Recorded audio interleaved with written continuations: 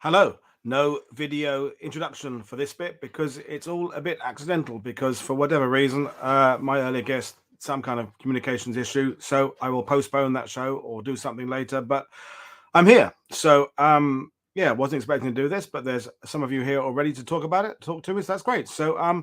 Yeah, I've done a couple of these before. Just ask me anything, but I'm not going to be here all evening because I'm going to pack later because I'm going to the UK for the first time in 2 years to see my folks. I'm not going to be here, not going to do a marathon one. But I thought I would start by talking about a little bit of what my plans are for the channel, and then we can do some questions and things like that. In terms of my plans for the channel, I'm working a little multiple things at the moment. I'm doing this, and I'm also doing tours, and I'm doing some consultancy work and other bits and pieces. So I will be doing slightly less shows than I was over the winter, where I was sometimes doing 5, 6, maybe even 7 shows a week. So it'll be more like 4 or 5 shows a week, although I will try and do as many as I can, but I've got to make some money, frankly. I'm going to start by talking about the 2 weeks I have got planned. One starting the week after next, so starting on Monday, the 16th of May, and it is going to be 2 weeks of shows. The other one will be in June, about battles, campaigns from the German point of view. So obviously the Germans come up in all sorts of discussions here on the channel, but maybe not always looked at the battles from the German point of view. So one of the guests I'll be having, I don't know exactly when it'll be yet, but I'm negotiating, will be Anthony Tucker-Jones, who has written many books. One of them is this one here, The German Battle of the Bulge. So if you remember, we had Steve Zaloga on back in December talking about a particular advance that was halted and smashing Hitler's panzers. But Anthony Tucker-Jones looks at the whole campaign and talks about it from the point of view of some of the enlisted men, the soldiers, the tank commanders, and at a higher level, people like Manstein and others. So that will be an interesting show. He is a former intelligence officer. That will be a really good one. It's out. But I've got my copy because I get advanced copies because I'm WW2TV, but I think it's out right now. If not, it's out very, very shortly. So that will be one of the shows. Another show will be, I just mentioned him, with Steve Zaloga. And this is his latest book about the Rangers at Pointe du Hoc. Now, some of you are seeing this and thinking, another book on Pointe du Hoc. Do we need another book on Pointe du Hoc? Yes, you do, if it's got new stuff in it. And I haven't read this from cover to cover yet, but it has got new stuff in it. For anyone who is a guide taking people to Pointe du Hoc or has interest in German defenses and indeed the exploits of the Rangers, this book will have really good new stuff in it, particularly about the intelligence side of things. I'm seeing some questions coming, and I'll do some of them in a minute. So, for example, if you are aware of the Pointe du Hoc story, one of the big debates has been whether or not the Rangers had suspected the guns had been moved inland prior to D-Day, having been given a report by the French resistance, or whether they went in there blindly expecting them to be in the casemates at the point and found they weren't there by surprise. Well, basically, Steve unravels everything and explains just exactly what reports went through, when they went through to various people, and also the types of gun that were actually found there. 2 different types of 155mm and one 105mm type gun, maybe 3 types. So I haven't read this one either cover to cover. Again, it's not actually out properly yet, but I get a special copy because I'm special. But that will be really good. I'm doing 2 parts of a show with Steve. So the first part will be about what did the Germans put there, what types of gun, who was controlling them, why were they putting them there, all that kind of thing. And then we'll do a second show in June, nearer D-Day, in fact, which will be about the Allied plan to knock out the guns and how the Rangers did it and what happened there. So the first show is Friday, the 20th of May. And that will be the concluding show of the first week of shows about the Germans' battles from the German point of view. So that's a little bit about that. I'll turn to some of the questions now. Then we'll talk about some books later. I'll just scroll back up here.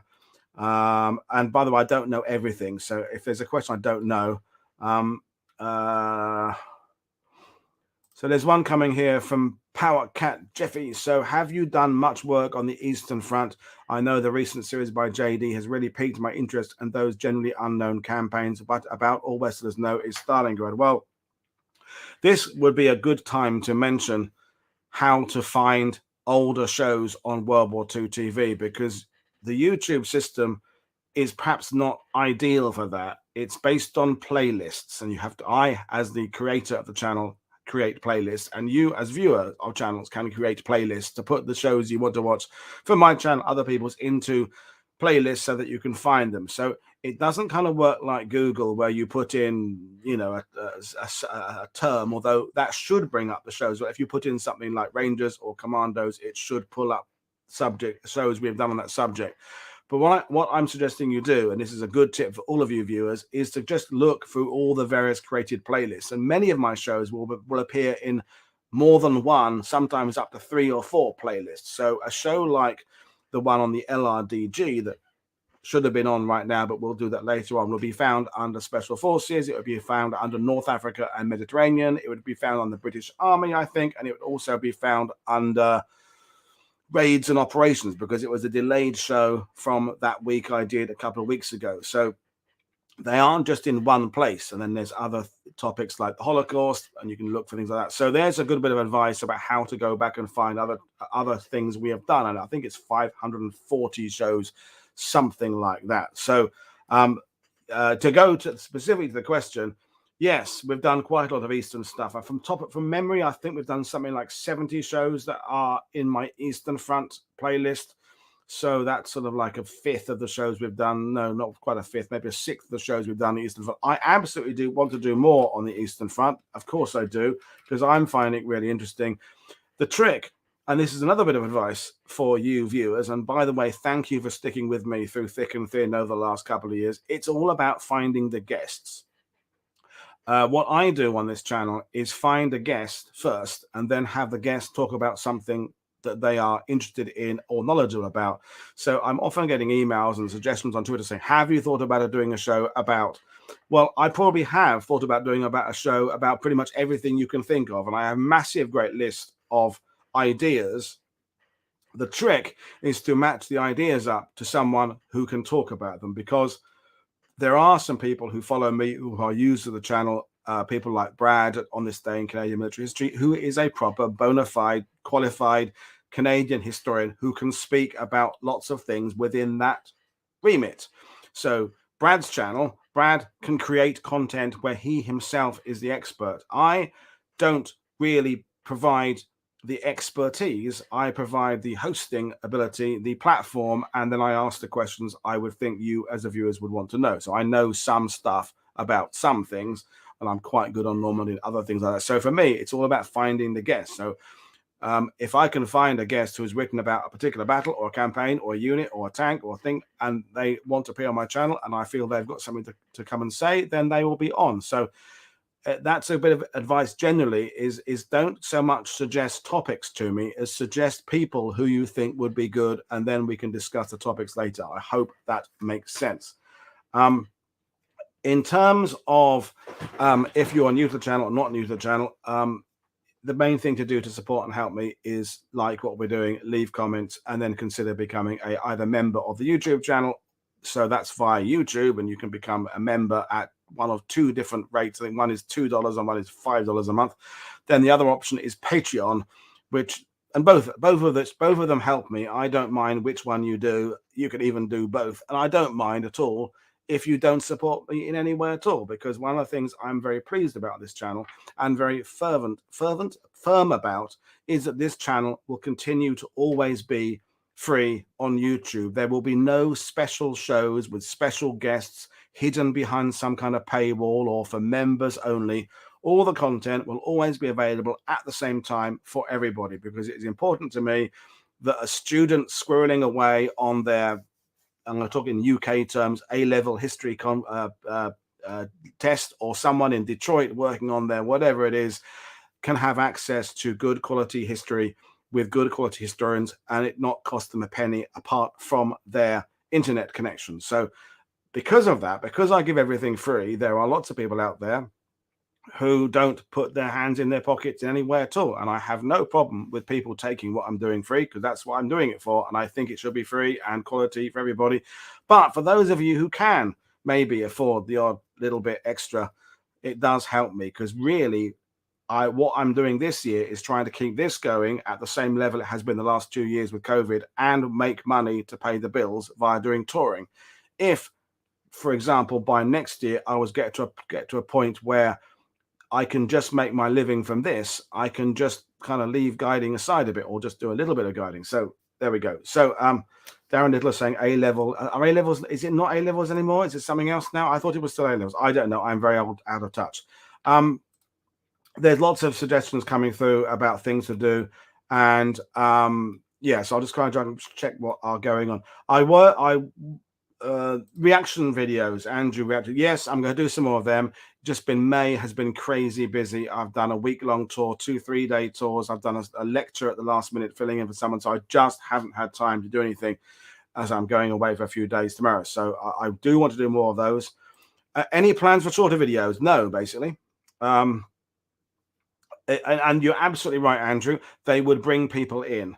I just haven't got the time. I do everything here on my own, and what I like to do is go into detail. So if you look at the caliber of guests I have, so that's the big people like and I just mentioned Anthony Ducker-Jones, Steve Zaloga, Jennifer Grant, Peter Caddick Adams, James Holland, all these wonderful people I bring on, to have them try and talk to a 10-minute or 15-minute, even 20-minute show, to me seems like you're wasting how brilliant these people are. So you may have noticed, I've been trying to keep some of my recent shows to more like an hour and 15, rather than some of the really long, epic 2.5 hour ones, although they get just as many views in some ways as the shorter ones.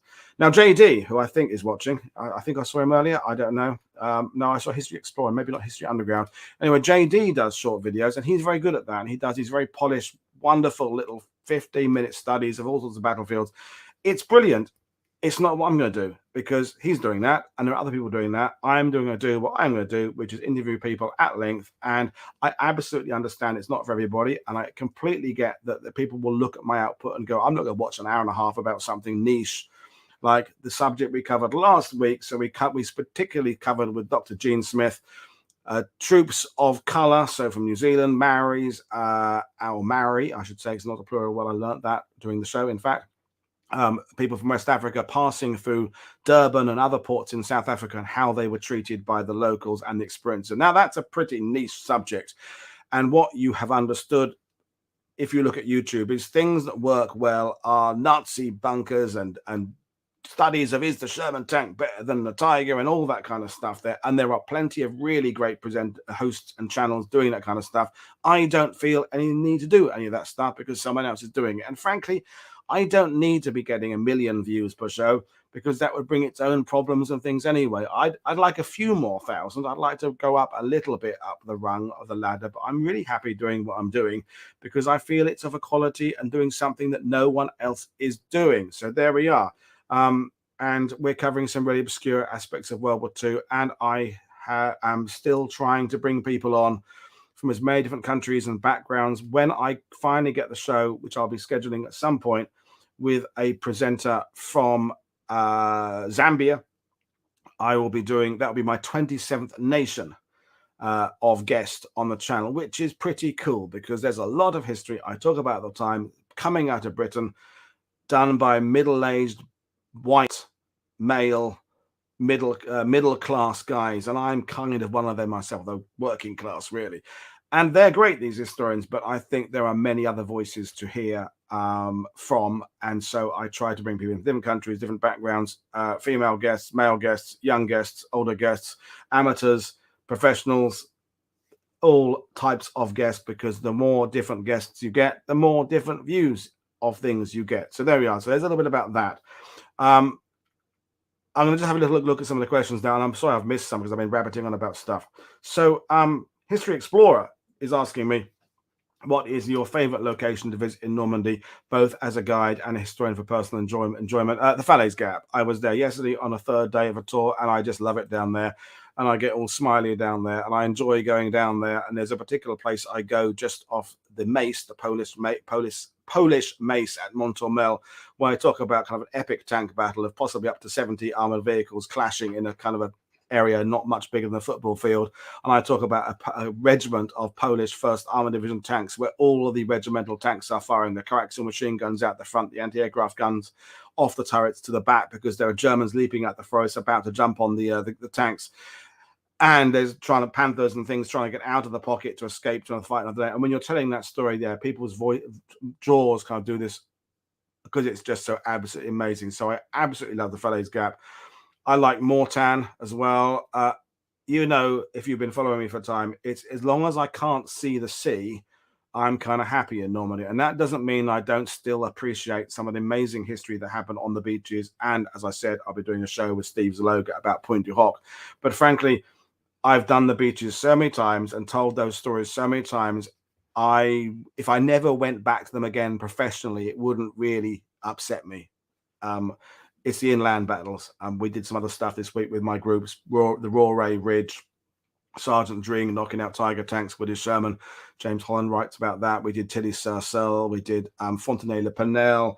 Amazing. Charnwood operation did that. I did Verrières Ridge. If I say Verrières Ridge 3 times, David O'Keefe will be summoned, which I love. Point 67, the Canadian advance. I like talking about artillery and big war and air power and airfields. So there's that. So Falaise Gap. A little bit about my book, Lorelei is asking.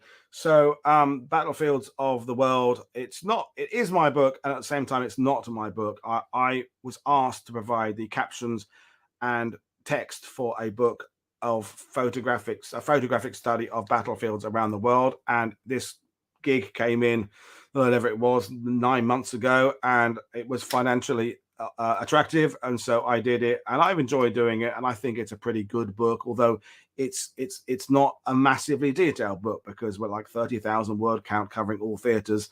You know, kind of Stalingrad gets kind of half a page, and Kursk gets kind of half a page, and things like that. So it's a coffee table book. And if you buy it, that would be nice, because maybe the next time, if they come back to me, I might be able to get some kind of better deal. Not that the first deal was bad, but I might better negotiate, perhaps to do something more between what they want and what I want to do. But this was really what they wanted to do, and I wasn't that I didn't want to do it, because I did, but it was their choice of photos, and it was really good fun doing it, and interesting. But that I was writing, and distressing in some ways, I was writing about places that then became newsworthy. I was writing about Kyiv and Odessa and places like that, and Ukrainian forces, and then suddenly a few weeks later, when the book is out to come out, those places are in the news. So that is interesting. But yeah, in terms of someone's asked me, will I ever do another book like I did Angels of Mercy about Angevelo Plan? Maybe.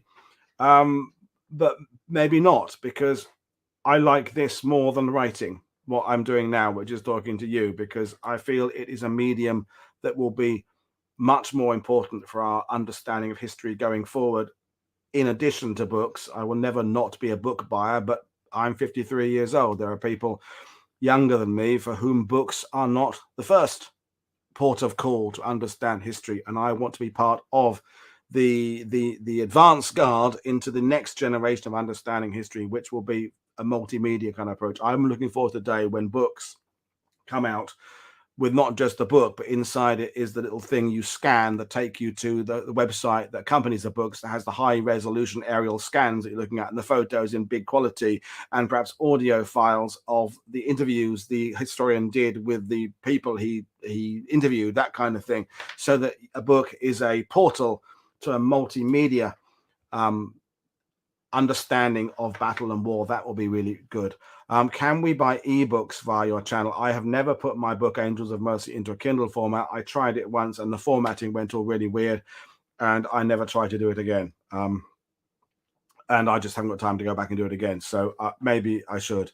The release for the book, I think it's May. It's coming out sometime in the next couple of weeks. Is there another question from Andrew Rutledge? Apologies for just picking his questions. I will go and look at some others. I'm not going to do anything else, other conflicts. No, I have been asked, should I do Vietnam, Korea, American Civil War, things like that, First World War, Spanish? No, not really. I might do a couple of shows where there is a connection. So I did the show, for example, with Katia Hoyer about how the Third Reich came out of the Second Reich, and we talked a little bit about the pre-war situation. And I did the show with Pete Blanchard about the Spanish Civil War with regards to how tank battles kind of took some influence from what happened in Spain, but really I'm going to stick to World War II. Robin is asking, have I done a show about reenactment? Yes, I did one very early about living history, right in the early days of the channel, about a year and a half ago. I did a three-part series about living history reenactment, about a month ago. The first with people who do it as a hobby, the second with people who do it professionally, and the third with people who are involved in it in a form of visual media. And the discussions are really good. And go back and look again. Look at the playlists. You'll find these shows about living history. I thought they were really interesting. And so that's that question there. What's the best concrete, Russell? Now, Russell, you see, knows that I can.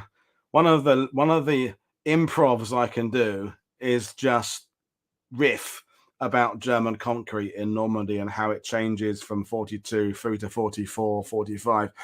And I would like to do that for you now, Russell, although you've heard it already, but it's a bit visual. I need to point at concrete types and look how this has changed there and get a bit geeky about it. And so I can do that at some point, but maybe not.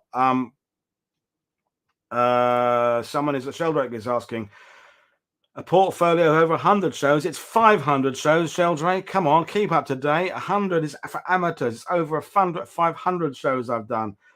But he's saying, is it easy to make contact with historians we booked as guests? Yes. And what's happening now is that people are contacting me and saying, can I come and I'll talk about this? And publishers are contacting me as well. And all I have to do is try and fit the subject in with one of my theme weeks. And another thing that is, yes, you're right, 500 is over 100, is that I want some of my shows to not look too slick.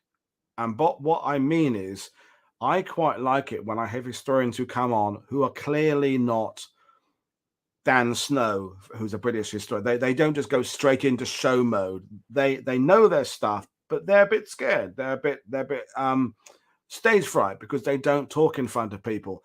To me, that means that I'm getting someone who doesn't do this all the time, and therefore what they have to say isn't always being said elsewhere. So I like the fact that you guys out there watching this stuff will give these people a chance. I'm not going to name anybody who I think comes in that category because it wouldn't be fair to me to do that. But there are the odd person who comes along who I have to lead a little bit more by the hand through the presentation because they're a bit nervous. But I love that. I love the fact that we get there and the information comes out and it's really good. And I like to think that inspires other people who are perhaps thinking, oh my God, I can never be on TV, I can never do public speaking. But at the same time, I think that guy Woody, that guy Paul on World War II TV would help me get there. And I have something I want to get across. I've got a subject I've been studying for X number of years, and I think he will help me bring it to a wider audience. So that I like it when the shows are a little bit like that because I think it's aspirational for other people out there who have a story to tell who would never get proper TV work. Does that make sense? I think that makes sense. And another thing, by the way, is very few people who watch these channels, this channel, and I mean very, very few, ever actually buy the books I recommend via the links I suggest. Now, it's a completely free country, or where the countries you live in are hopefully free. And I realize that some of you aren't book buyers at all. And I realize many others of you have your favorite local bookshop you support, and that is fantastic. Or you buy with the big one because it's convenient, and I buy from there myself. But just a gentle reminder, and I only have links for the UK and the USA. So if you're outside those countries, I do not have an option for you. But if you do buy the book I advertise with my guest from the link that is in the description of my channels, I do, World War II TV, that is, does make a small commission. And that all goes out towards paying the bills and getting more of these shows done. So it's like 0.1% of viewers would go out and buy a book. It's a pretty low. I can tell you, I have made precisely in 2 years from my Americans that I've made $277 commission. And at 10% per book, that means it's like about 30 books have been sold. So 2.5 million people have watched my shows. And in the USA, about 25 people maybe 30 have bought a book via the links. I'm not trying to make anybody feel bad, but if you would consider using that bookshop platform, it would help me immensely. So I'm going to see what else I can have there. Why no link for you? Because the bookshop system does not have links set up for Europe yet. If and when it does it, I might do that. Now, Amazon have an associate scheme, but I don't. We want to be part of an Amazon scheme because I don't like the fact they don't pay much tax. Yeah, and if it more money, I could buy a new hat. Absolutely, yeah. I've on my second regular hat on these shows. Out of 540 shows, I think you only see me wear. It's two mostly, and occasionally I've worn an odd one. So a bit more money. I can't really buy a hat through my business, but I can buy it at my wages. So thank you for that. So by the way, thank you for those who have bought books from that. That is fantastic. I'm just going to scroll back and see some other things. Where can I find correct figures for loss? Is it losses in Normandy 1944 for both sides? It's a really good question, and I have some good data about British losses on June the 6th. And Commonwealth War Graves, of course, have some pretty accurate figures for British and Canadian losses in the Battle of Normandy. American losses are not too difficult to find. When, of course, you get into civilian casualties, there's huge debate over that by about like 15,000. I think some people say at the lowest it's about 25,000 the French killed, and I think some people say at the highest it could be as high as like 45,000. I mean, maybe 35,000. So it's huge variation of what the French casualties in it, because there are people moving around France, and there's populations who have drifting people and refugees and so that. German casualty figures are much harder to pin down because the German divisions that are here had a paper strength and a real strength, and they are not always exactly the same. A division might send to OKW, we have a strength of 14,326, for example, but on paper there might be less than that. There might be desertions, there might be this, they may be giving some inflated figures. Niels, who will be on, that's Niels who's writing the book about the Germans in Normandy, it's a question I can ask him when he comes on at some point, but I don't know that anybody has a precisely definite that they can swear on their life is the definitive casualty rates for Normandy, because I don't know that such a thing exists. It is one of those things that we are always debating and probably never will be completely decided. So that is interesting. I'm going back through some of the questions and things there, and what else? Yes, Fergus, it is so low on the books, but so maybe they don't always go through that. Sometimes people the orders. I mean, I've made about 160 quid from the British site, and I think it's $277 on the American site. So, so no, they can't be bought from Europe. You can't help me if you're in Europe with book sales, in France, Holland, but you can help by becoming a YouTube member or a Patreon member. I'm not going to scroll back. If you asked a question earlier and I haven't addressed it, and you really want an answer, put it up there again. I just want to mention a couple of guests I'm going to be having later in the year when I have negotiated things. One is I've got a whole stack of books next to me. Where's the one I'm looking for? I found one. The other one I can't find. Yes, one is this book, and I get accused all the time of being woke, and I do not see that as an insult. To me it means it's a compliment, because I'm interested in challenging old views and bringing people in from different backgrounds. And so this is a book called Divisions: A New History of Racism and Resistance in America's World War II Military. And Thomas, the author, I have been in discussions with, and he's going to come on at some point and talk about this. It's a really good read about, segregation and history, and one of those books that changes your life a bit. So he'll be coming on at some point, and sort of connected with that, but sort of different, is Elizabeth Samet is going to be coming on at some point and talking about her book, Looking for the Good War, American Amnesia and the Violent Pursuit of Happiness. It's all about the looking for the good war. The myth of, not myth, but how the Saving Private Ryan Medal of Honor greatest generation aspect has kind of been created within the USA. Really interesting. It's not negative. She teaches at West Point, this woman. She's, she's a patriot. She she loves her country. But it just kind of makes you go, huh. So she's coming on at some point to talk about that, which will be really good. I'll do a couple more questions.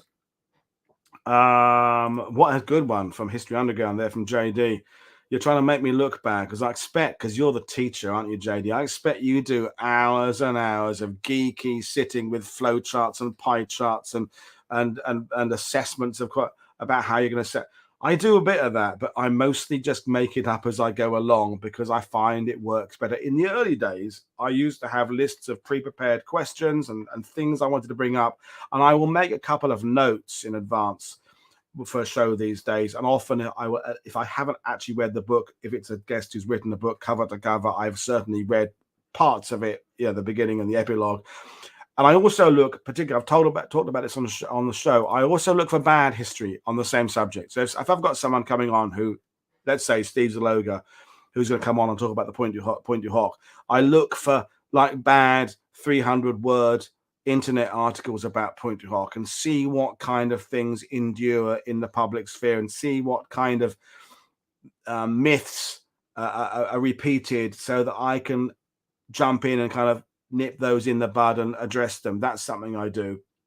But prep involves it depends. I mean, the main thing is trying to find out whether the guest wants to do a chat with me or whether they want to do a presentation. And sometimes I get negative feedback about me talking too much. In fact, I get that quite often. I'm probably going to get it right now from you. And what I sometimes I do think I talk a lot of rubbish, and I agree with people who say I talk much. But what I would point out is some guests, if they are from an academic background and they teach for a living, the last thing they want to do in their spare time is give another lecture. And they say, look, actually, Woody, can we just have a chat? Can we just talk about things? And so sometimes when I talk a lot, that is the reason. It's because that's what the guest wants. Okay. There you go. Other times you've noticed I just sit there spellbound. Dr. Phil Blood is coming on the week after next, talking about the myth of that word that is completely sailed out of my brain, that is small unit tactics in the German army. God, my brain fails me sometimes. And when Phil's talking, I just listen because he's just spellbinding. But sometimes I talk too much, and sometimes I get accused of talking not enough. I get, the point is I'm making here is that I go with what the guest wants. If the guest wants a chat, I do a chat. If the guest wants to have lots of images, we do lots of images. If the guest doesn't want to use many images, we don't use many images. It's all about what the guest wants. Because conventional TV, and there are some of you watching this who perhaps have done some conventional TV, if you're historians, that's the one. Auftragstactic, and I'm terrible at pronouncing German. That's the word. Yeah, 3 of you said it. God, you're better than me. And I forgot where I was in the conversation now. I was going to say something, and I've completely forgot what I was going to say now. Yeah, well, now that's completely gone out of my head now. Well, anyway, I'll come back to it in a minute. You'll remind me what I was going to be saying in a minute ago. No, I get accused of saying too much. I get accused of saying not enough. It was something to do with that. Anyway, Richard is asking, do I have a military background? No, is the simple answer to that. No. To conventional TV. Yes, conventional TV. Thank you for saving me, Jeff. You see, it's who are the ones who are saving me? It's Brad and JD, those who have YouTube channels, because they're feeling my pain now for getting something. Brad is thinking, oh no, he's forgotten where he is in the middle of a stream, and JD's thinking, oh no, because JD probably is walking around with the camera sometimes and goes, I was going to say something and I forgot what I was going to say. So it's interesting that 2 people who do this have rescued me now. I was talking about conventional TV. Yes, conventional TV. On conventional TV, you're fitted to what the program makers want. Normally, I've done a bit of conventional TV, history channels, a D-Day in HD back for the 70th. I was alongside Marty Morgan and John McManus and various others. And one of the things that's interesting about it is they kind of gave me in advance the answers to the questions I was going to be asked. I could kind of put them in my own words, but it was really, I had to fit in with what they wanted. They have an idea of the direction of the content, and you may have seen that recent one, the color one on Netflix that people like Craig Simons and James Horner are involved in, is, you know, lots of short sound bites, and maybe some of the historians didn't afterwards kind of thoroughly enjoy being part of it, but because you're fitting into what the program makers want. So what I do, this is where it's going to come to make sense, is that, again, it's about what the historian wants to talk about. I don't start saying, no, I want you to do this. If they want to talk about what aspect they want to talk about, that's how I will fit in. Okay. Sometimes we kind of meet in the middle, and that's the best thing. So, yeah, and JD said that's why he doesn't do live stuff, because brain failure in the middle of conversation. Someone is saying, I love you, but you don't control the interview on your channel, blah, blah, blah, and you look as we feel bored. Wow, that's a bit, that's a bit scathing. I love you too, Pront SC. Thanks. Whoa, that's a punch in the gut there. I blah, blah, blah. Well, okay, well, perhaps don't stick around then, maybe, if I blah, blah, blah, and my guests too blah, blah, blah too much. So there you are. That's interesting. Whoa, God, that's wounding. Whoa, in a knife there, whatever. But anyway, cool. He loves me though. That's nice. But so Andreas is asking, any plans to bring a writer of historical novels on World War II? That is a really good question, and I have been asked several times by people, and I've nearly done it once or twice. And the reason I haven't done it is I feel it'll be like the nightclub bouncer opening one last guest in, and then suddenly they all rush in. I don't want to start becoming a guy who has people on talking about historical fiction. I did have, for example, Janet Oakley on, who talked about an aspect of an atrocity in Norway because it had come up in a book she was writing as a piece of fiction, and that was very good. And there was another guest I was asked to join who does a kind of thrillers about the Eastern Front and stuff, and had done some research on, like, maybe Hess was being an imposter and stuff. And I was a little bit tempted to kind of go that way. In the end, I thought, you know what, Paul, there's people out there who've done work into proper history. And I'm not saying people who do historical fiction aren't working hard and aren't bringing World War II or history to a wide audience. And there were some classic books. I mean, one of my favorite books on the Civil War is the old Killer Angels by your fella. Became the movie with Sam Elliott and Martin Sheen.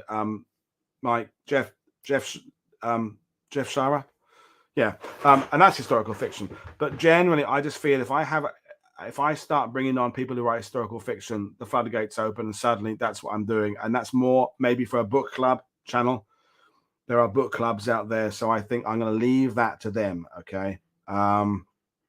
Michael Shower, Jeff Shower's the son. You're absolutely right. Yes, Jeff Shower's the son. He did a D-Day one, Jeff Shower, didn't he? In the style of his dad. Yes. Robert Harris is worth me, and I have thought about him, but he's maybe a bit too posh for my channel. Not posh, popular, too big for my channel. But yeah, so yeah. RAF Bomber Command episode. Yes, I like doing RAF Bomber Command, and there will definitely be more RAF Bomber Command stuff coming up. James Jeffries, who I'm going to the pub with on Wednesday in Colchester, has done a few shows with me. He will definitely be back in the future about Bomber Command. And I have a cousin who was killed in second cousin or cousin once removed, whatever it is, twice removed, killed. William Bunting, DFC, was killed over Germany piloting a Lancaster. So I am interested in Bomber Command. So yes, and I do want to tackle at some point Dresden, with either a week of shows about Dresden or a couple, because that's a really interesting conversation that will separate the boys from the men, because, you know, and girls from the women, because Dresden is incredibly popular and controversial as a subject. So I will be doing that. Yeah. Any more plan with Bob Lyman? Yeah, Robert Lyman will be back on at some point. I haven't got an exact idea for him to come back on, but yeah, Robert, he's a fan of the channel, I think, and he will definitely be coming on. Dutch experience of World War II. Yes. Again, all finding the guests and things that I had. Sophie Polderman's on talking about the three girls who were seducing Nazis, whose names Trondy or something. Well, my brain is not always there. But yeah, I will be doing more stuff about that. But it's all about finding the guests. This is a good question. Paul B, in your youth, did you read Commando magazine's War Picture Library stuff? And if so, do you still have a collection? Yes, I have some of the bound volumes. And this is a good reference about the fact that about the finding the old content on my channel, because I did a couple of shows a year and a half ago about comics and the people who write them. So go back and search in the playlist. I had Garth Ennis was on, Ferg Handley, who writes comics for Commando, was on. My friend in the States who did a couple of re-volume versions of Sergeant Rock. Billy Tukey was on talking about recreating Sergeant Rock for a series of comic book about the Lost Battalion in the Hurtgen Forest. Was it the Argonne? Mers Argonne? Anyway, somewhere, wherever the anyway, they came on and they talk, and Damien Lewis is on that channel as well, the writer, not the actor, talking about how comic writing is interesting. So I have talked about comics, and I will be talking about comics again. So I have some bound volumes of the Commando and Battle Library. I've got a few battle issues, and I've got some of the Garth Ennis did the introductions of some really good volumes of classic battle comic strips from 1970. I have to say, I don't like the American stuff generally in terms of comics. I love American writing about World War II, people like John McManus and all the other, the people I've had, Craig Simons. I feel, for my personal taste, I like the British comics, although some of them are written by Aussies and New Zealanders and what have you. But I always found American comics a little bit just not to my tastes. So yeah, the Vosges Mountains, Benjamin, that's the one, the Lost Battalion there. Billy Tukey's book about Sergeant Rock came out about 7 or 8 years. Really good. Perfect. He writes and he does the illustrations himself. Really great stuff. Thoughts on the future of YouTube, history of YouTubing from Robbie. I'll do that one in a minute. Robbie, I'll come back to that one, Robbie. Good evening, Robbie. How are you? I loved the Coda episode of your Fighting on Film podcast, or love the idea. I've listened. Yeah, that will be good. And the one you're doing, the other one you did recently, I like that as well. Oh God, my brain is going all silly now. So, how to organize bookshelves. So, one of the things is most people I know who have massive collections of military books couldn't actually explain their filing system to other people, and I am one of those. I kind of have groups. So I have a shelf on Canadians in World War II, and I would have a shelf or two about American Airborne in World War II. The confusing bit is when you have a book that falls into multiple categories. So, for example, a book on James Gavin, the American Airborne General, does it go with the general's biographies or does it go with the 82nd Airborne? And I change my mind on those kind of things. Also, size comes into it. In all my very big books on the bottom of shelves, and then kind of paperbacks up on the top, because I'm using the tops of the shelves as well. So I can I'm not nervous at all, Angela. I'm very happy. I'm not drinking any beer. So I'm completely sober doing one of these, which is interesting. I'm not nervous at all. But yeah, bookshelf organization, everybody just has to pick their stuff. Now, someone I know, and I forget, it might have been Jane who did the show about the Halifax bomber. Might have been her, who says she organizes some of her books by color. And that was just like, that just, and there's nothing wrong with that, by the way. But yeah, but it's all about personal preference. But for me, I can explain if I'm out, for example, and Mag was at home, and Mag said to me, I need to have a book on the so-and-so. I could probably describe, I've got 6 foot by 3 foot IKEA shelves, the Billy series, that are stacked from floor to the top and all on the top of them. And I can certainly narrow it down to which shelf, and I can narrow it down to like which third of a shelf. Which is where is your book on the Rimau raid? So that's a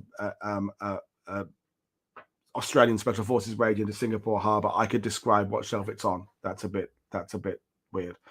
Did I go to university? No, I left school at 16 and have no qualifications for what I do whatsoever, except I've been doing it an incredibly long time. And I have been earning money out of World War II and talking about it professionally and semi-professionally for about 40 years. But no, I have no qualifications whatsoever.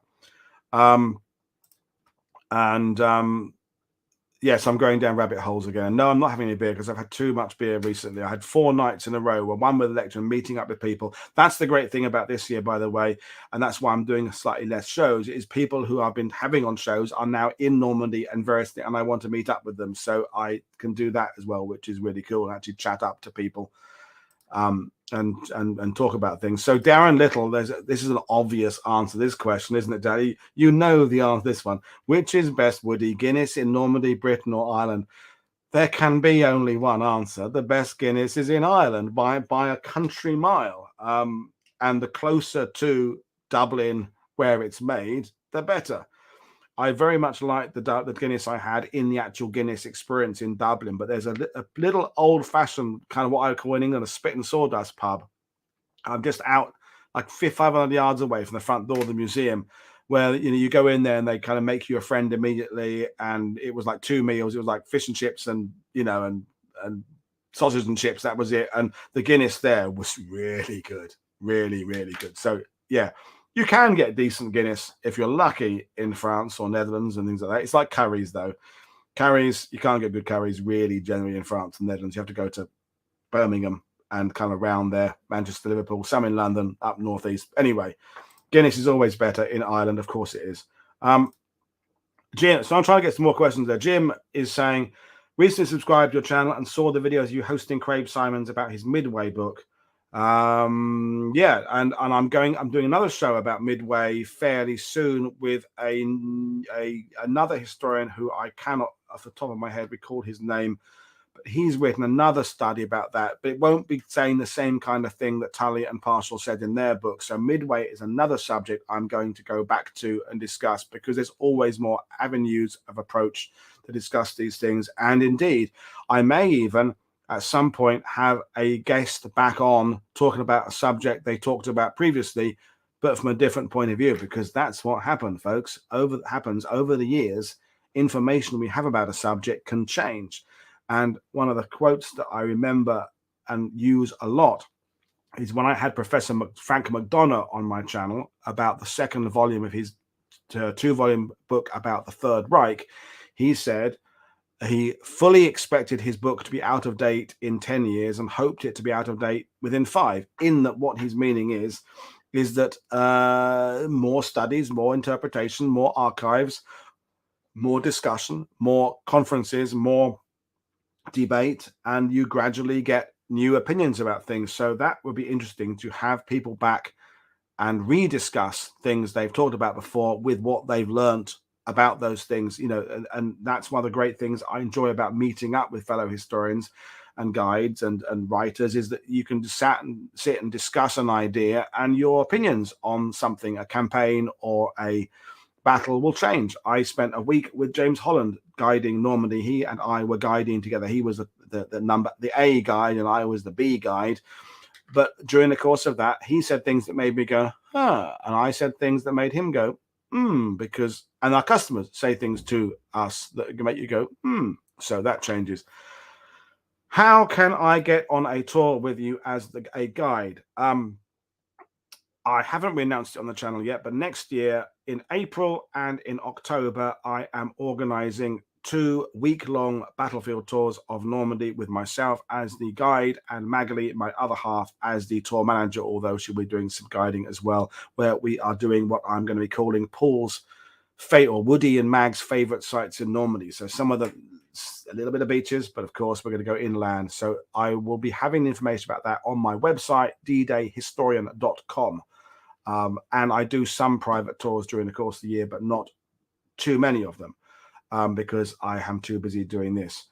Have I thought about doing shows with museums or museum ships? Yes. And off the top of my head, I'm going to be doing something with the Western Approaches Museum. So the Navy Museum in the UK. At some point, that will be with Dave Roberts, who did the A30 AU show with me about a month ago. So I'm going to do something there. But doing stuff live from museums, what would they walk around and show some of the cabinets? It's possible. what Woody Lee is asking, I've had no more people saying that I blah blah too much. That's still wounding me. That what that guy said. You know, you blah blah blah. You talk to you. I don't control my interviews. That's still like a knife twisting. I'm gonna be awake at night thinking about that person who thinks I talk too much. And yet here you are watching a show of me talking. It's ironic, really. Any thoughts on a show about bad history? We did tackle Woody Lee, the show about the historiography of Normandy. It was with me, Niels Henkemans was on it, and who else was on it? I can't remember. Was Sean Foster on it? I can't remember who was on it. No, Sean Claxton was on it. We talked about Holger Eckert's book came up in the conversation. Jonathan Ware, I think, was on it. Was he on the Allied one? Anyway, we did 2 shows about the historiography of the Normandy campaign, one from the German side, one from the Allied side, and Holger Eckert's book came up in that discussion. So we have talked about that. Have you done anything on the Hurtgen battles? No.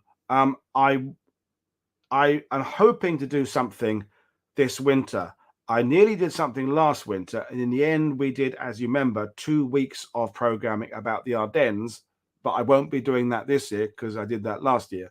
So I have a British historian contact who lives in the Hurtgen Forest who might be able to do some live battlefield stuff from Hurtgen. And there clearly is some. There's a friend of mine, Dutch friend, who's written about the US 9th Division, who I'm trying to get on at some point to talk about the Hurtgen and various other people. So yes, I will be doing the Hurtgen Forest at some point, maybe this winter. We will see. My mum is amazed that you and your guest can talk so fast. Yeah, I'm from Essex in England. We do talk so fast. I have a couple of people who've told me they play back my shows at 75% speed or 50%, just so we don't speak so fast. So yeah, that's good. Who is my favorite? What is your favorite historian of World War? Who is my favorite historian of World War II? This is going to be a cop-out answer here, but it's the person I've just spoken to or who's just been on. I mean, so if I've just spoken to Jennifer Grant, I love Jennifer. If I've just spoken to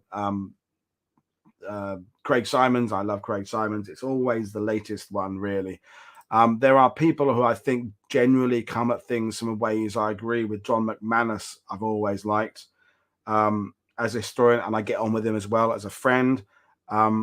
So yeah, I mean, Robert Lyman is a really good historian, I think, and I like the fact he admits, because there's nothing bad to say, that his understanding of the history is changing and evolving as he's, from his first books 20 years ago to where he is now. Oh, David Stahl, the New Zealander who teaches in Australia, writes about the Eastern Front. Oh my God, he's brilliant. I love him. I got a bit of a kind of a man crush on David Stahl. He's really good. There's so many, but it's really the last one. History Explorer, what is your favorite unit to study? I like following a unit through a campaign. So, a book like, it's not a perfect book, but Band of Brothers by Stephen Ambrose, or the Australian book about the Australian Band of Brothers, James Holland's recent book on Sherwood Rangers, that kind of book. Those ones that Peter Hart's new book on an armored regiment in Normandy. I tell you, that those kind of books I really like. Kevin Heimel will be back on because he's one of my mates, and I like Kevin talking. And he will be back on. Yes, and you get to travel back in time to one battle from D-Day. Where would you choose to go and why? Can I say, if I'm in any danger, then I don't want to go to any of them because I don't want to get killed. And that's one of the things that I always like when we're talking about a show. I'm going to be serious now. When perhaps we're debating whether or not a commander did the right thing or a bad thing, or a unit could have been more aggressive in a battle, I always try, you may have noticed, to try and say, let's still have respect for those who are there because they were doing their best. And that's the thing, when it can be fun, quote unquote, talking about how a battle unfolded and who did what well, but I don't know that I really want to be anywhere near a battle. I'm glad that these people were actually in the battle, so I didn't have to be there. Although in some ways, Jonathan, I think I'd like to be alongside Eisenhower. I'd like to see Eisenhower's reaction, because Eisenhower is a hero of mine in the way he oversaw this. And to think that he's sitting there near Portsmouth for all of that day, unable to influence things anymore, and having to just sit and wait. I'd love to see what little conversations were going on there amongst the chiefs of staff and the operators and that kind of thing. That would be really good, I think. When you visit a new battlefield, how much research do you do, and what do you look for first when you get there? All sorts of different levels of things. I'm going with Mag to Croatia and Bosnia in July because we're going back with her brother, who was in the French Foreign Legion there as a United Nations peacekeeping force. And I'm hoping to go to, well, not hoping, we will get to go to Neretva, where the battle for the bridge was. And so I'll be reading several books in advance because I don't know very much about the Yugoslavia or former Yugoslavia. So I'll be reading about that. In Normandy, though, what me and Colin do, my mate Colin, Objective D-Day, who've been on the show a couple of times and on Twitter, is we'll just, not so much now because we're both working harder, but in the spring, we'll just meet up and either go out in his car van or my car van, and Mag's with us sometimes. And we just go, which direction should we go to? And we'll just maybe drive towards Sword, or we'll drive towards Saint-Lô, or we'll drive towards wherever.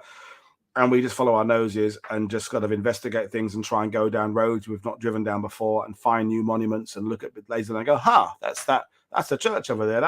And find new monuments and things. So in Normandy, I tend not to do any research. We just go out and stumble around blindly until we find something interesting. Have I read The Rifleman by Victor Gregg? No, is the simple answer. So I will have to check that one out because I know nothing about it at all. Oh, it's Ike's 100th birthday year. Interesting. Yeah. What site still gives you an emotional response? Quite a few of them. But it's not so much the site. It's if you're telling a personal story. If you're telling a story of a story I do on my tours of the Stevens twins in A Company 116th in Omaha Beach, I still cry at my own presentation. I haven't done it for quite a long time. Angerville Plan, which I wrote about, I get very emotional there. I was emotional there quite recently on a tour. So yeah, I mean, and sometimes cemeteries, of course. Cemeteries still, you read an epitaph you've not read before, and it just kind of tips you over. And I was talking to my last group or the group before, and I said, if it gets to the point where I'm not emotionally responding to the history, I'll just stop because there's no point in doing it. You've got to, as much as the debating about the battles and the campaigns is interesting, if you don't have an emotional connection to it and don't feel huge empathy for those who lost their lives and the tragedy and those who lost a loved one, or children who grew up without a father or mother or parents, if you don't have that emotional response, then give up, go back home. So what do I think of the historian Robert Chetino? Very popular. I have not been able to get him onto my channel yet, partly because I haven't got a working email address for him. There's lots of stuff with World War II Museum. I think he's highly regarded. I think what he says is really good, and I would like to have him as a guest. So I have quite a lot of respect for him. What World War II myth do I hate the most? That's a good question. That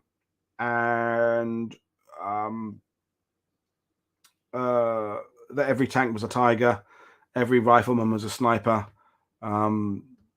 those kind of things. I don't like that the Normandy where I live is increasingly seen less as an international landing, but as an American landing, and it's American flags flying among, even in the British sector. You go to Pecos Bridge on Dee, and it's still American jeeps going past and things like that, and that I don't like about much. So the myths, I can't, off the top of my head, I can't think of any other particular ones. A question about the two guerrilla campaigns, first East African campaign and the second Burma campaign, or Wingate. We have talked about Chindits a bit, and what Wingate has come up on. Robert Lyman did a show about Wingate and Slim, and we did a show with Tony Redding about Chindits. East African campaign is an area I'm looking generally into, both troops that came from East and West Africa and other colonies and how they participate in battles, and also some of the other campaigns. We did Madagascar earlier this week off East Africa. It's again going right back to the beginning of the show. It's about finding historians. If I can find someone who's written a book or runs a website or speaks or is a teacher, and he talks about, or she talks about, one of these more lesser known campaigns, I will leap straight in, because it's catnip to me, is talking about a subject that hasn't been talked about before. I found a historian recently who's going to be coming on, who's going to be talking about the Indian troops that served with the Third Reich. So yes, you heard that correctly, folks. People from India and the and South Asia, sometimes they might have been the area that's now Pakistan, who served with the Germans because they saw the British as the bad empire. And that will be an interesting show because it's different perspectives. And at the same time, I like doing shows about the Indian forces who fought alongside, well, I say not alongside the British in the Burma. It was primarily non-white troops that fought in 14th Army. In fact, that's a good answer to the myth question. That I grew up reading the comics that we talked about how much I loved earlier. And I grew up believing that the Burma campaign was won by Cockneys and Geordies and guys from Manchester. And of course, there were lots of British soldiers who were out there from London and Manchester and Newcastle. But the Burma campaign, 14th Army, was equally, indeed more, won by the Gurkhas and the Indians and the West Africans and all the other nations who took part in that. So there's a myth of the white, the predominantly white faces we see as being the victors in World War II. So I want to do more about that. That is definite. It's a British historian who wrote on the Free Indian Legion, Moritz, and I cannot off the life of me remember his name, but he wrote a book about it, full of photos. But he's British. We're in discussions about doing it, but and Welsh, Darren. Yes, indeed, Welsh. I mustn't forget the Welsh or the Scots or the Irish. Yeah, so of course. Oh, and there's a good interesting point about the fact the shows about New Zealand that are coming up, and we've got enough for at least 2 weeks of shows about New Zealand in World War II. So 1 week is coming up in June, and the second will be coming up later on. So some amazing guests lined up for you, talking about the New Zealand Second Division, the Third Division, some island campaigns in the Pacific I frankly hadn't heard of. So that will be really good. We were doing that.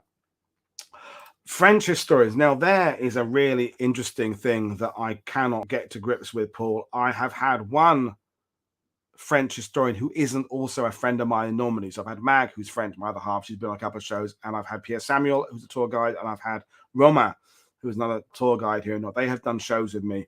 But beyond that, the only other historian I had who's French was Cedric Mass, who did a show about Bir Hakim. But I just cannot find French historians who have websites or who respond to emails or I can make contact with in social media. I've tried via publishers. I've tried it. I just cannot get anyone on. I don't know why. I think sometimes they think their English isn't good enough, and yet they speak English about as good as I speak English. Yes, I will get Matt Bone back on to talk about typhoons. Matt Bone is also busy doing his own podcast. Well, he is one of the hosts of the History Hack podcast, doing his hedge hopping series. But I will definitely have Matt Bone back on again. What are my interests outside of the Second World War and beer and football? Well, pretty much that is it, actually. You've kind of defined cats. I am a cat person. I have 3 cats and I love cats, and I will laugh at cat videos on YouTube and things like that and go, oh, at cats. And if I'm away somewhere, I will try and make friends with local cats. So I'm a cat person. But yeah, I do like beer in the sense that I'm not a complete drunk. I managed to get these shows done, and I will have 1 or 2 beers of an evening. But I do like a beer, and I like football, or maybe because I support Ipswich, I don't like football because they're not very good, although they are getting better. Shows on German vengeance weapons. Yep, again. If I can find someone who wants to talk about them and there's something new to say, yes. I mean, to give you an idea, I have a Word document that has a list of ideas on it, and it's like 5 pages or something. So they just keep on coming in, and it's just a question of just keeping up to date with it. And one of the things you guys are great at, and also annoying, is, but I love you to bits, is that I'll list on Twitter, I'm doing this, this, this, and this. And I've spent like weeks working on this, and someone, oh, you haven't done this though, have you? I mean, I know you're being very supportive, but it's like give me a break, you know. I'm working at this 16 hours a day, and I you know, let's say there's a nation, and there's a first division, a second division, a third division, but there's also a fourth division. I go, I've got shows on the first, second, and third. You're not doing the fourth though, are you? I get that a lot. It's like, no, I haven't got that one yet. But I'm a young man, so 53 years old. I well, hopefully we'll get to all the theaters at some point. Have you any plans to have Norwegian historians on the show? Yes, today I've had one or two already. I have made friends with another one who wrote a book about Operation RYPE, RIPE, Operation RIPE, which is an OSS operation to Norway in March 1945. I will be working with him in a show in the future. Have we done something on Medmenham? Yes, we did that. We did a photo show with Alex Burnham about photo reconnaissance, where that came up quite considerably. And by the way, folks, this is confirming about how the fact that the playlist system on YouTube is not perfect, because you're mentioning things. I know some of you are newer to the channel, and Gwilym, you've been around for the last, I've noticed you more and more recently.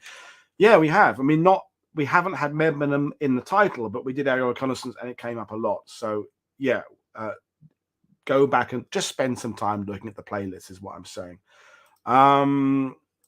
Yes, I like doing my long form interviews, and that is what I'm going to keep on doing. I've watched a couple of his things, and I think he knows his stuff. I think maybe in recent months, years, he's got a little bit political. But hey, whatever, that's fine. It's everyone's trying to forge their own path on YouTube, and my general, it's not a problem because Mark Felton Productions, Tick, these are the people, is that if the host of the channel is also the sole or at least primary historian, no matter how good they are, and here's the thing, even if like Robert Lyman had his own channel, and Robert Lyman is fantastic, but if Robert Lyman hosted all the show, did it all his own history, it would always be Robert Lyman's view of things. And I like the fact that it's the 540 guests I've had who have given their views, and I am the facilitator. But I think a channel where one person is the author of all the content is limited by that. Even though it might be very good, it's still limited. Does that make sense? The Baltic states, now that's another interesting area, and I am going to try and do more things about Latvia and Estonia, and I want to do more on some stuff on Finland at some point. These are all on my list, these things.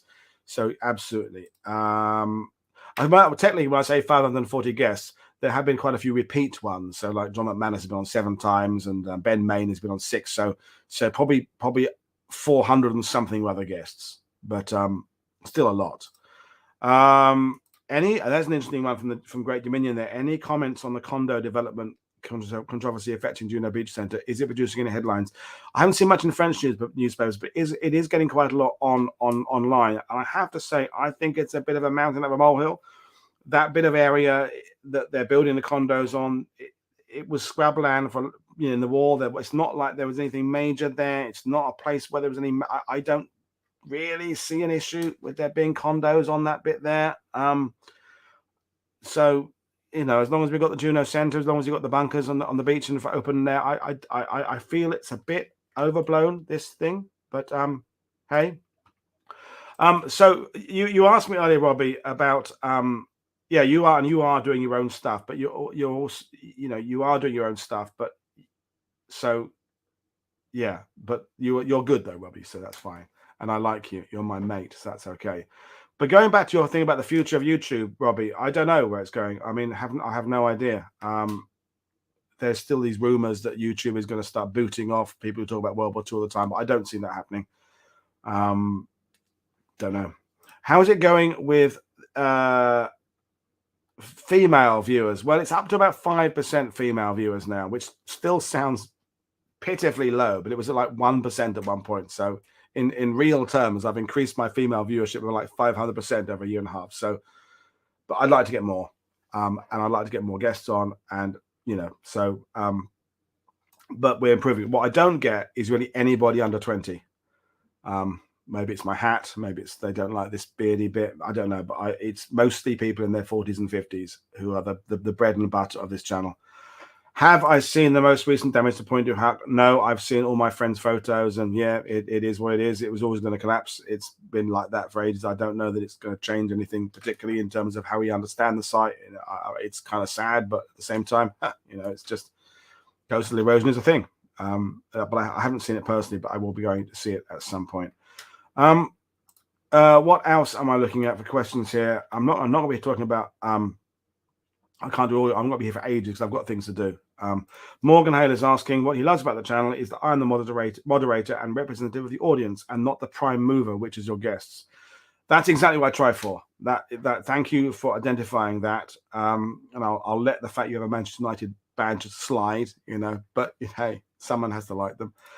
Yeah, I try and anticipate the questions you want to ask and ask them for you, and I try and get to your questions as well. And I apologize, as I'm getting more and more viewers, I can't get to everybody's questions during a live show, because if you think what I'm trying to do, I'm trying to keep it going. I'm controlling the PowerPoint. Sometimes I'm listening as well. I don't want to interrupt the guest too much that he or she loses focus, but I also want to get your questions in if they're pertinent. But sometimes I know, because I know what's coming up next, so the question you're asking is going to be coming up. So sometimes I don't put it up because I know it's coming in a minute. So, but I love your interaction. I love your questions on the shows, even if I don't get to them all. Like Tony Hart used to say on the gallery back on Vision On when I was a kid, the art program. We love all your art, children, even if we don't show it on the show. We look at them all, and I feel the same way about your questions. Even if I don't acknowledge them all, I love them all. Am I interested in other historical periods and wars? Yes. I don't really do much First World War stuff. Just I don't. I did start reading quite a lot about American Civil War a few years ago, and then I realized that it's a massive subject that I couldn't do justice to. So I moved sideways a bit and studied American Indian Wars. So I've read books about the Comanche and the Plains Wars, and quite a few books about Little Bighorn and Custer. And I feel that that's an area that I'd like to read more of. And yes, you're absolutely right. That is where, Andrew, if I did the shorter videos, I would bring more young people in. And it's not so much that it's not my thing. It's more the fact I can only be in one place at one time. And there's an incredible amount of work I do behind this. And it's constant. Mag says, I will spend quite often 16 hours sitting, on and off in my office all day, because it's the emails with the guests, it's the pre-research, it's the creation of the graphics for YouTube, the doing all the listings, describing what the show is going to contain, putting the links into the bookstores, putting the links into the guest social media page, promoting it, doing the tweets, feeding myself, shaving myself, feeding the cats, all that. It's insane amounts of work. And sure, people say, why don't you just download your shows and edit them into a 15-minute version? Sure, if I had unlimited times or some kind of intern stroke slave stroke clone of me, I could pass on some of that stuff. I just don't have the time. And some days, believe it or not, I want to just sit unwashed in my pajamas and binge watch stuff on Netflix and not really think about the channel at all. So they don't come in very often, but they do come every now and then. Alternate history, that's an interesting question there, Lisa, because we do some counterfactuals in some of our shows. We talk about what would have happened if, and it's fascinating to do, but you get to a certain point where it all becomes speculation, and I don't want to start doing too much of that thing. But yeah, it's an interesting subject. Any future shows on US Air Force and Europe Pacific? Absolutely, definitely, yes. There'll be aviation weeks coming up, and whenever Masters of the Air comes out, the new highly anticipated Apple 8th Air Force series, I will be doing at least a week or two of shows to kind of tie in with that, because I will be trying to ride on in the wake of the publicity around that and get some people on. I've already got some ideas of some guests to bring on, talk about various 8 Air Force units and personalities and missions and whatever. So that definitely be doing that. Family history is another thing that I could do more of, bringing people on. But We Have Ways does that, and again, if they're doing it and they're doing it very well, perhaps I shouldn't do that. Should the Normandy beaches be officially excavated by professional archaeologists to show the extent of the sites? It's interesting you use the word beaches in there, because you didn't say the battlefields. I don't know what else there is to particularly learn about the beach assaults that could be determined by archaeological study. Because the sand turns over so much. I don't know what you find. I definitely think, though, there can be some more value in excavating perhaps places like Hill 112 or areas like that, where you could determine perhaps more about where vehicles, tanks were knocked out. So inland, quite possibly. The beaches, maybe not. And yes, if I did a shorter show, then it would be the same for the people who like the longer shows. And ultimately, I like doing what I'm doing, and I like sitting listening to my guests for an hour and a half, and I feel that I will start being frustrated if I start trying to do 15-minute edits of things. And as Brad said, their editing takes ages, and it's like, what do you leave in? Moncastra is another place I absolutely want to bring in, because that is a really fantastic battle. For those who don't know, big lump of high ground, kind of near La Haye de Puy, kind of on the way up to Cherbourg Peninsula. US 90 Division fought there, and elements of Fallschirmjäger. That would definitely be worth talking about. And there is something else. And have you interviewed Drachenfeld before? Yes, he's been twice on my channel, or is it 3 times? He did a Pearl Harbor show on his own. He did a panel discussion about the Italian Navy in World War II, and I think he did a 3rd one, but I'm now forgetting what it was he did, because my brain doesn't always work. Italian campaign, we have done several weeks of shows about the Italian campaign. So yes, go back and look for Italy at War Week, done various things about that, and we'll be doing more about Italy. We're going to do a Monte Cassino week at some point. Yes. Yes, I do deserve a bigger audience, although I would underline that, saying I don't deserve a bigger audience. My guests deserve a bigger audience. It's the guests who are the stars of this, not me. And yes, they deserve a better. That's right. He did the PQ-17 Arctic Convoy show. I'm glad that you lot remember my shows better than I do, because yeah.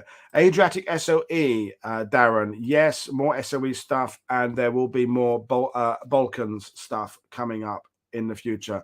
Are there any Japanese World War II historians? I'm sure there are. I have tried to make some inroads into there, have not made much success right now. What book am I currently reading? It's here. It's here.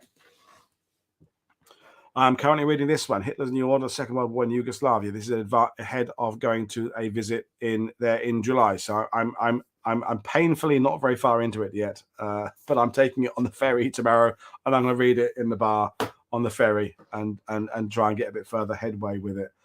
Anything on South American military? Yes, and we'll do something on the Brazilian Expeditionary Force at some point. And I think looking at the geopolitical situation with regards to the colonies in South America would be something worth discussing in the future, and it indeed is on my list. So yes, they'll be doing that.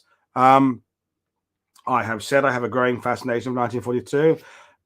Yes, and yes, there'll be more stuff coming up on the. I'm trying to fit in some shows covering the anniversaries of things that happened in 1942. So we have, for example, coming up later this month, John Martin is coming on to talk about Operation Anthropoid, the assassination of Reinhard Heydrich.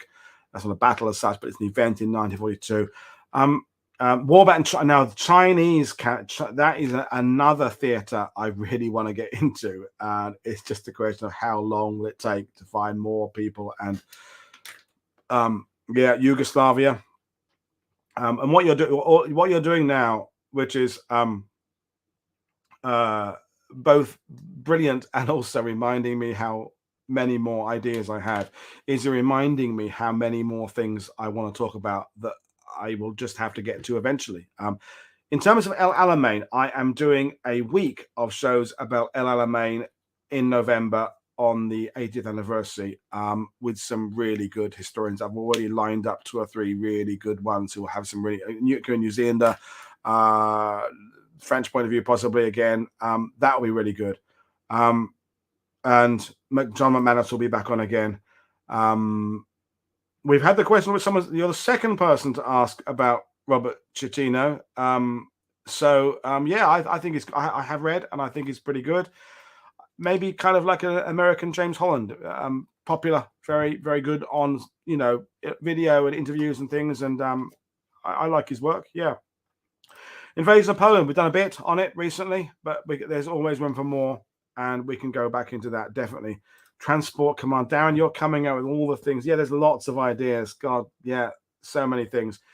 Yeah, absolutely. And you're right, Jonathan. Stuart Lloyd talked about the hospital in Singapore.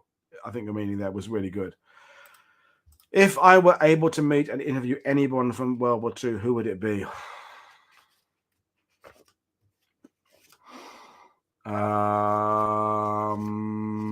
I'd like to speak to some people who served alongside my family members.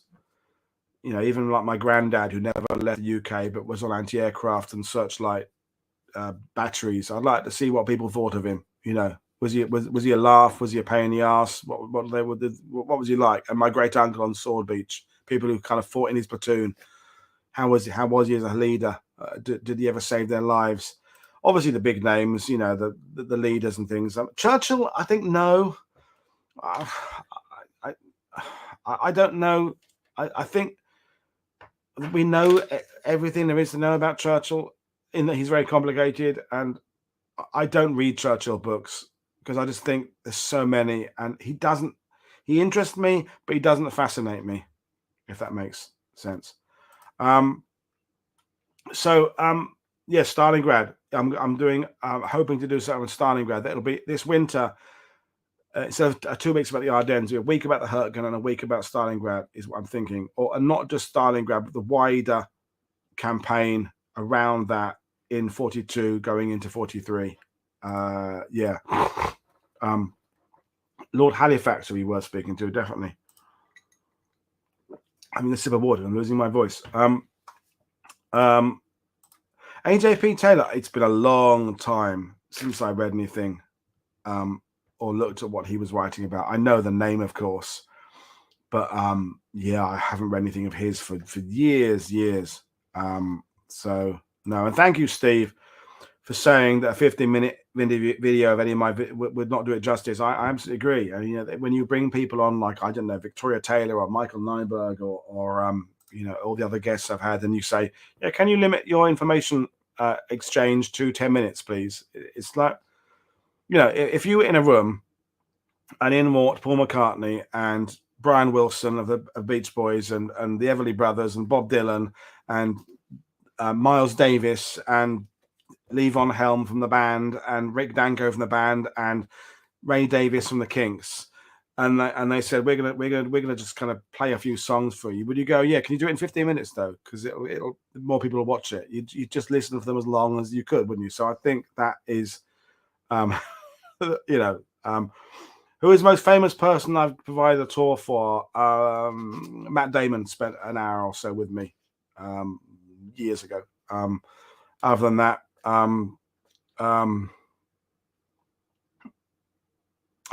have taken it, and I can't now think. My brain has just completely collapsed on me. Colin Taylor took Ben Stiller out on a tour. I know there's a name, and I can't think who it is. Whatever. Yeah. And the long form is what drew you to the channel, Morgan. So there you are. So that's I'm going to keep on plowing my my thought. Yeah. Oh, people like Jimmy Maddy, they're Band of Brothers actors, I suppose. But Ross McCall, those guys. Damien Lewis didn't actually tour with me, but I spent the evening. He toured with a fellow Michael Eric, but he was good. Yeah.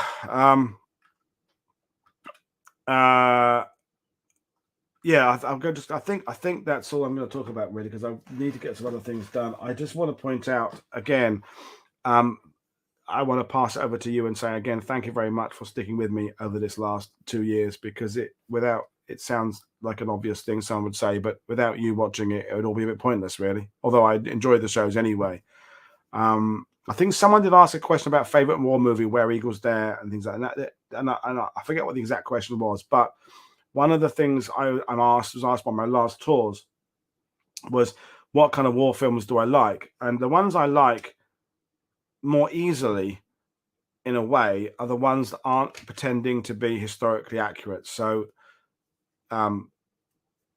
Where Eagles Dare, Kelly's Heroes, even Inglourious Bastards, some of the comedy, Matter of Life and Death, the kind of the fantasy one, Powell and Pressburg with David Niven, Life and Death of Colonel Blimp, those kind of ones that are not in any way pretending to be a very serious study or anything. They are just films.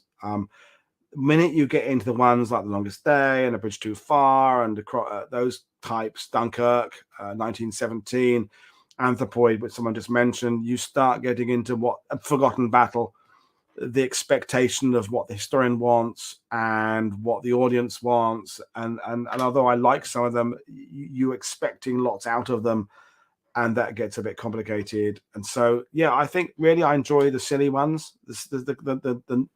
Actually, Russell, I actually quite enjoy the Battle of the Bulge 1965 movie. It's like for me, it's like when Dancing Queen comes on at midnight in a pub. It's an awful song, but you kind of get into it when it happens. And I feel that, so I kind of like that type of thing. Sometimes the Battle of the Bulge, I love going along with the quotes and but you just sent me boys when they sing Panzerlied and that kind of thing. I like that as well. So yeah, no, right, you're quite right to say no. I don't like it in an impressed by it way. I like it in a guilty pleasure way. I like it in a cheesy, corny. Here we go with that bit again. I like Castle Keep. I actually like. It's not really very realistic. It's kind of more of a hippie kind of culture, Vietnam kind of study. But I like it, So yeah, Battleground is the better film about the Battle of the Bulge, by the way, of course, and A Midnight Clear, which is one of my favorite films of any type, let alone a World War II film, directed by your fella, starring Ethan Hawke and Gary Sinise. Really, really good. I love that. And yes, it is the first time Dancing Queen and ABBA have been mentioned on World War II TV, and it will be the last, I'm thinking. Although Anna Fried was born in the program of getting German officers with Swedish girls, wasn't she? So she has actually an interesting World War II connection, because she was born in 44 or 45. I think I'm right about that. Eagle Has Landed. Oh my God, that's one of my, Michael Caine is brilliant in it. Donald Sutherland is brilliant in it, even though his Irish accent is a bit weird. And it's just a great movie. The music is great, and it's just a great, great movie. So, well, we're going to stop talking about movies now. King Rat, Kevin Jones, is. I mean, is that? Would you call that a factual movie, or would you call it a? I mean, James Clavell, the screenwriter of that, was in A Prisoner of War Camp. Well, was he in Shanghai? I think he might have been in Shanghai. So it's based on reality, and I like the George Segal character, and the bit when they eat the steak that turns out, you haven't seen it, you could go and watch that. I like King Rat, really good film. But I'm gonna leave you soon, because I've got to do some things. But just again, before I go, thank you very much for sticking with me. And again, if you can, anything you can do to help, say, become a member, become a patron, consider buying some books via the bookstore links, and share what we're doing. And if you've got a suggestion for a show, kind of make sure you found the historian and got their email address as well, because it cuts my work out. Or approach them yourself. You know someone, you do the groundwork for me and say, there's this guy Woody, he runs his channel. I think you'd be a great guest. And you contact them for me. It will save some of my work. That would be really good. The Train is an extraordinarily good movie. So there we go. Yesterday's Enemy. Fighting on Film. Robbie and Matt did a podcast about that. And Yesterday's Enemy, I watched it again a week ago, and astoundingly good film. Stanley Baker's best performance in his career, and even though it's studio bound, it's got this incredibly vivid kind of portrayal of the jungle and the dilemma it faces. Leo McKern is fantastic. Guy Rolfe is fantastic. It's a people are saying watching. I've never heard of that movie. Well, go and listen to the Fighting on Film podcast and fight. It's a Hammer-made production from 1958 or 59. And Darren, yes, I will enjoy having a Guinness with you at We Have Ways Fest. I will be there in some shape or capacity. I may be coming with a friend of mine who's bringing some World War II vehicles. I may be coming independently. I will definitely be there. Coast Watchers, by the way, Morgan Hale. We have a show coming up about Coast Watchers. Michael Veitch, the Australian writer and former comedian and actor, has his latest book is on Coast Watchers. He'll be coming on talking about that at some point. And I think I will leave it at that basically now, folks, because I will be back on your screens the following week. So May the 16th. The shows aren't one on the Friday is listed, but the Monday, Tuesday, Wednesday, Thursday shows, there may not be shows each of those days. There'll definitely be 4 that week, maybe 5.